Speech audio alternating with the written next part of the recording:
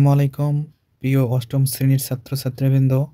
আজকে আমি তোমাদের গণিত বইয়ের প্রথম অধ্যায় প্যাটার্নের অনুশীলনী 1-এর 1 নম্বর, 2 নম্বর এবং 3 নম্বর প্রশ্ন সমাধান করব।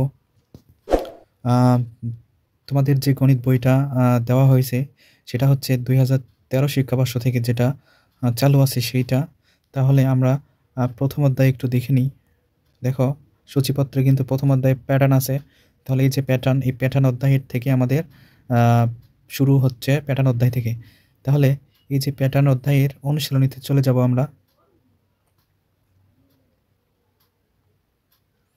দেখো শিক্ষার্থী বন্ধুরা, আমরা কিন্তু অনুশীলনীতে চলে আসছি।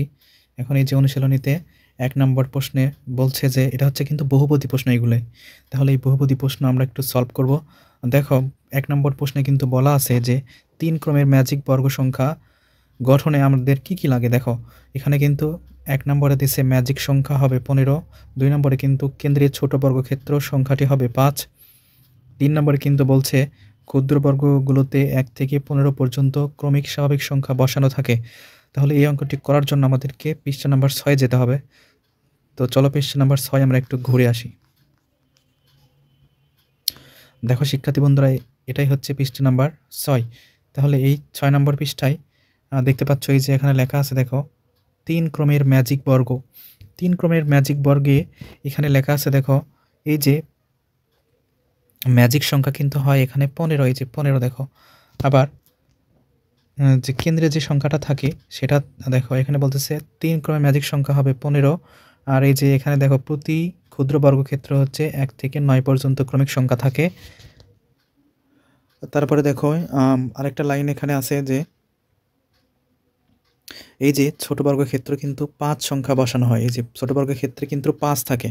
তাহলে আমাদের 3 ক্রমের যে বর্গ সংখ্যা সেখানে আমরা পাইলাম কিন্তু প্রতি বর্গক্ষেত্রে 1 থেকে 9 পর্যন্ত সংখ্যা থাকবে। তারপরে প্রতি ছোট বর্গক্ষেত্র হবে 5, আবার ম্যাজিক সংখ্যা হবে কিন্তু এই যে দেখো ম্যাজিক সংখ্যা হবে আমাদের 15, সরি এই যে 15 ম্যাজিক সংখ্যা হবে 15। তাহলে আমাদের এখন আমরা দেখব ওই প্রশ্নটি। তাহলে আমাদের এই প্রশ্ন অনুসারে শিক্ষার্থী বন্ধুরা দেখো, আমাদের এই প্রশ্ন অনুসারে কিন্তু 1 ও 2 নম্বর সঠিক হচ্ছে, কারণ এই যে এখানে বলতেছে 1 থেকে 15 পর্যন্ত ক্রমিক সংখ্যা থাকে, কিন্তু আমরা দেখলাম কিন্তু 1 থেকে 9 পর্যন্ত ক্রমিক সংখ্যা সেখানে ছিল। তাহলে এটা সঠিক হচ্ছে 1 নম্বর। শিক্ষার্থী বন্ধুরা, এবার আমরা 2 নম্বর প্রশ্নটি সমাধান করব। দেখো 2 নম্বর প্রশ্নে বলতেছে যে নিচের কোন ফলাফলটি 9 দ্বারা বিভাজ্য হবে। তাহলে আমাদের অপশনে যে আছে 15 এবং 25, এটা যোগ করলে কিন্তু 77 হয়। এই 77 কি 9 দ্বারা ভাগ যায় কিনা? তাহলে 77 কিন্তু 9 দ্বারা ভাগ যায় না, কারণ 7 নং 63, 8 নং 72, তাহলে 8 নং 72 হয় দেখো। আর আমাদের কিন্তু অবশিষ্ট 5 থাকে ভাগশেষ, তাহলে এটা কিন্তু হলো না শিক্ষার্থী বন্ধুরা। তাহলে আমাদের খ নম্বর অপশনে আমরা যাব। খ নম্বর অপশনে দেখো, খ নম্বর অপশনে কিন্তু আমাদের বলা আছে এখানে 527 যোগ 725। তাহলে 527 এবং 725 যোগ করলে আমাদের 1252 হয়। তাহলে আমরা 1252কে কি 9 দ্বারা ভাগ করতে পারবো কিনা? 9 দ্বারা কিন্তু ভাগ করা যাবে না। আমি আর দেখালাম না, 9 দ্বারা ভাগ অবশ্যই যাবে না। এরপরে আমরা দেখব যে পরবর্তী সংখ্যা। তাহলে পরবর্তী সংখ্যা আমাদের কাছে শিক্ষার্থী বন্ধুরা আছে হচ্ছে দেখো এই যে এখানে 412 যোগ 234, এখানে যোগ করলে হয় 646। তাহলে 646 কিন্তু 9 দ্বারা বিভাজ্য নয়, 9 দ্বারা ভাগ করা যায় না। তাহলে এটাও আমাদের হবে না। তাহলে হবে কোনটা? তাহলে আমাদের লাস্ট একটা অপশন আছে। লাস্ট অপশন হচ্ছে এই যে দেখো 75 মাইনাস 57। তাহলে আমাদের বিয়োগ করলে কিন্তু 18 হয়। আর 18কে আমরা জানি 9 দ্বারা ভাগ করা যায়। 9 2 18, ভাগশেষ অবশিষ্ট থাকে না। তাহলে এখানে আমাদের অপশনটা কোনটা হবে? অপশন কিন্তু খ নাম্বার হবে। এরপর শিক্ষার্থী বন্ধুরা আমরা কিন্তু 3 নম্বর প্রশ্ন করব। দেখো 3 নম্বর প্রশ্নে বলতেছে যে 9999 কোন বীজগণিতিক রাশির 100তম পদ। তাহলে এখন যদি তুমি এই প্রত্যেকটা অপশনে অর্থাৎ ক, খ, গ, ঘ এই প্রত্যেকটা অপশনে যদি কয়ের জায়গায় যদি 100 লেখো, 100 লিখে ক্যালকুলেশন করো, তাহলে দেখো 9999 আসে কিনা। 9999 আসবে না। এখানে দেখো 99 গুণন ক যোগ 1। তাহলে এখানে আমরা দেখতে পাচ্ছি যে 99 সাথে আমরা যদি 100 গুণ করি, 100 গুণ করলে কিন্তু আমাদের আসে হচ্ছে 9900। তাহলে 9900 সাথে 1 যোগ করলে 1 যোগ করলে আমাদের হবে কত? ৯,৯০১। তাহলে ৯,৯০১ এটা কিন্তু আসলো না, তাহলে এটা হবে না। তার পরবর্তীতে হবে না। আমরা একটু আগে তো দেখলাম 1 যোগ করলে ৯,৯০১ হয়, তাহলে 1 বিয়োগ করলে তো হবে না। তারপরে গ নম্বরে দেখো, এই যে গ নম্বরে কিন্তু বলছে, দেখো গ নম্বরে বলছে হচ্ছে cos স্কয়ার প্লাস 1। তাহলে এখানে যদি আমরা 100 বসাই, 100 এর উপর স্কয়ার দিলে আমাদের 10,000 হয়। 10,000 এর সাথে শিক্ষার্থী বন্ধুরা 1 যোগ করলে 10,001 হয়, তাহলে এটা হবে না। তাহলে আমাদের হবে কোনটা? তাহলে আমাদের হবে কিন্তু লাস্ট অপশন, ওটাই আমাদের হবে। তাহলে আমাদের কিভাবে হবে? কারণ 100কে 100 দ্বারা গুণ দিলে আমাদের কিন্তু 10,000 হয়, কারণ কর পর স্কয়ার আছে। 10,000 এর থেকে আমরা যদি 1 বিয়োগ করি শিক্ষার্থী বন্ধুরা, তাহলে কিন্তু আমাদের 9,999 হয়। তাহলে এটা হচ্ছে এই যে আসলো। তাহলে আমাদের অপশন কোনটা হলো? তাহলে আমাদের অপশন কিন্তু ঘ। প্রিয় শিক্ষার্থীবৃন্দ, এবার আমরা 4 নম্বর প্রশ্নটি করব। দেখো 4 নম্বর প্রশ্নে বলছে ক ক্রমিক স্বাভাবিক সংখ্যার বিজোড় সংখ্যার যোগফল কত? তো ক সংখ্যক ক্রমিক স্বাভাবিক সংখ্যার বিজোড় সংখ্যার যোগফল হচ্ছে অপশন নাম্বার গ, cos স্কয়ার। এটা সম্পর্কে আলোচনা করলে ভিডিও দীর্ঘ হবে।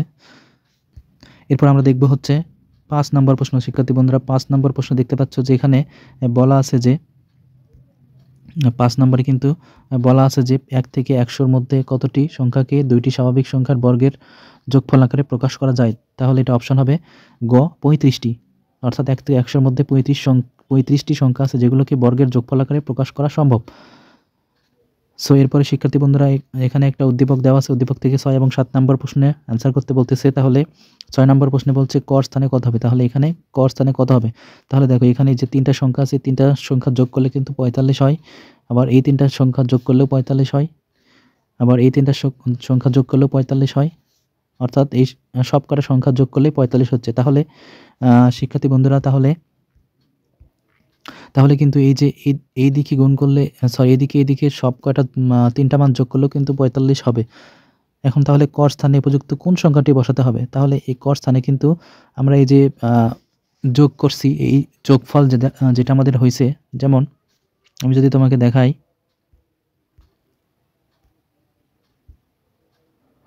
এই যে দেখো আমরা যে কোনো একদিকে আমরা করব, একটু এদিকে করব 12 আর 18। 12 আর 18 আমরা একটু যোগ দিই, 12 আর 18 যোগ দিলাম। তাহলে 12 আর 18 যোগ দিলে আমাদের হবে হচ্ছে 30। এখন এই 30 থেকে আমাদের সংখ্যা কিন্তু, আমাদের যোগ করা সংখ্যা কিন্তু আমাদের ছিল হচ্ছে 45। তাহলে 45 থেকে 30 যদি আমরা বিয়োগ করি, দেখো 45 থেকে 30 বিয়োগ করলে কিন্তু 15 আসে। তাহলে এই সংখ্যাটি হবে আসলে 15। এরপর শিক্ষার্থী বন্ধুরা আমরা 7 নম্বর প্রশ্নটি করব। এই 7 নম্বর প্রশ্নটি করার জন্য দেখো ম্যাজিক সংখ্যাটি কত হবে? এই ম্যাজিক সংখ্যাটি হচ্ছে 45, অর্থাৎ যোগফল হচ্ছে ম্যাজিক সংখ্যা। এবার 8 নম্বর প্রশ্ন। শিক্ষার্থী বন্ধুরা 8 নম্বর প্রশ্নের জন্য আমরা দেখব যে প্রথম 3টি বিজোড় স্বাভাবিক সংখ্যার যোগফল কি? প্রথম 3টি সংখ্যা আমরা ধরে নিলাম যে 1, 3 আর 5। বিজোড় সংখ্যা বলছে, তো এই জন্য বিজোড় সংখ্যা লিখলাম। স্বাভাবিক সংখ্যা এগুলো বিজোড় সংখ্যা। এখন এই 3টা সংখ্যা যদি যোগ দিই শিক্ষার্থী বন্ধুরা, তাহলে কিন্তু আমাদের 9 হয়। তাহলে 9 কি একটি পূর্ণবর্গ সংখ্যা? অবশ্যই 9 একটি পূর্ণবর্গ সংখ্যা, কারণ 3-এর উপর স্কয়ার দিলেই 9 হয়। অর্থাৎ 2টা 3 গুণ করলে কিন্তু 9 হয়। তাহলে এটা কিন্তু সঠিক।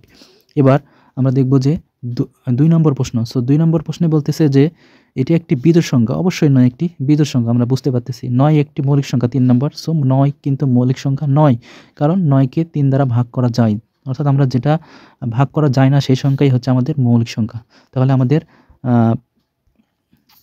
কোন অপশনটা সঠিক হবে? ক নম্বর অপশন কিন্তু আমাদের সঠিক। প্রিয় শিক্ষার্থীবৃন্দ, আমরা 9 নম্বর প্রশ্নটি করব। দেখো 9 নম্বর প্রশ্নে বলছে তালিকার পাশাপাশি দুটি পদের পার্থক্য বের করো এবং পরবর্তী সংখ্যা ধরে নির্ণয় করো। তাহলে ক নম্বর দেওয়া আছে, দেখো প্যাটার্ন দেওয়া আছে হচ্ছে 7, 12, 17, 22, 27। আবার খ নম্বরে দেওয়া আছে 6, 17, 28, 39, 50।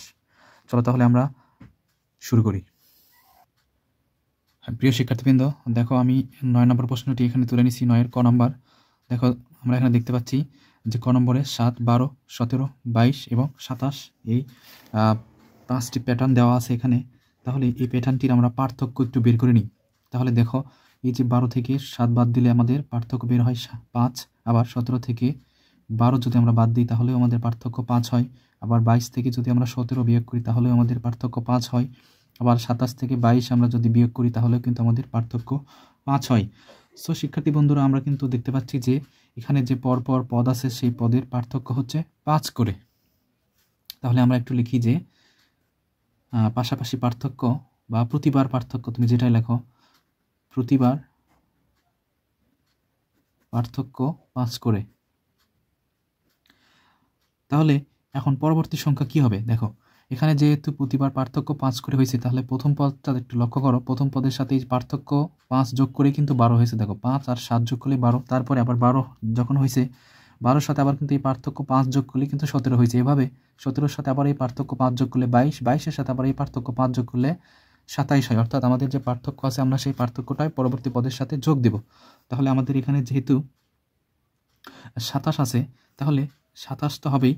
তাহলে আমরা লিখব 27, আমাদের পার্থক্য যে 5 সেইটা যোগ দিলাম, তাহলে আমাদের হবে হচ্ছে 32। এবার শিক্ষার্থী বন্ধুরা, এবার আমরা এই যে আমাদের পরবর্তী পদ কিন্তু আমরা 32 পাইছি। 32-এর সাথে আবার যদি পার্থক্য 5 যোগ দিই তাহলে কিন্তু আমাদের 37 চলে আসে। এরপরে আমরা যদি আবার 37 লিখি, 37-এর সাথে আবার আমরা 5 যোগ করলে কিন্তু আমাদের পরবর্তী সংখ্যাটা চলে আসবে। সো আমাদের বলতেছে যে পরবর্তী 2টি সংখ্যা নির্ণয় করতে। তাহলে আমরা 2টি সংখ্যা নির্ণয় করলাম। শিক্ষার্থী বন্ধুরা, আমরা যে পদটা পাইছি 32 এবং 37, আমরা পরবর্তী পদগুলো বের করার জন্য আমরা কি করব? এই পদের সাথে 5 যোগ করব, তাহলে আমাদের পরের পদ কিন্তু বের হয়। এরপর আমরা দেখব খ নম্বর।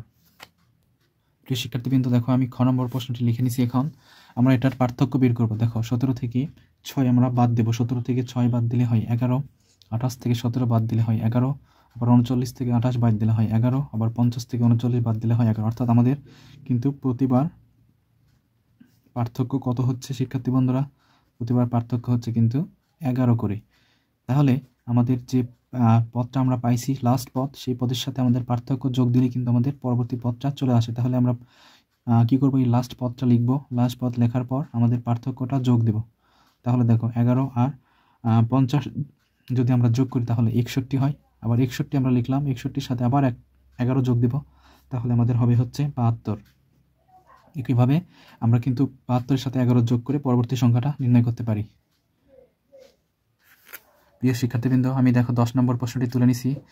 10 নম্বর প্রশ্নের যে উদ্দীপক সেটা আমরা একটু লক্ষ্য করি। দেখো শিক্ষার্থী বন্ধুরা, 10 নম্বর প্রশ্নে কিন্তু আমাদের বলছে যে নিচের সংখ্যা প্যাটার্নগুলোর মধ্যে কোনো মিল আছে কি?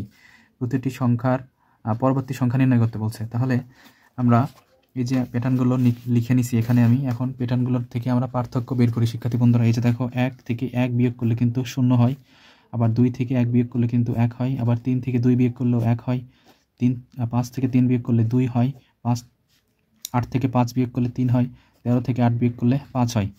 এবার আমরা খ নম্বর একটু দেখি।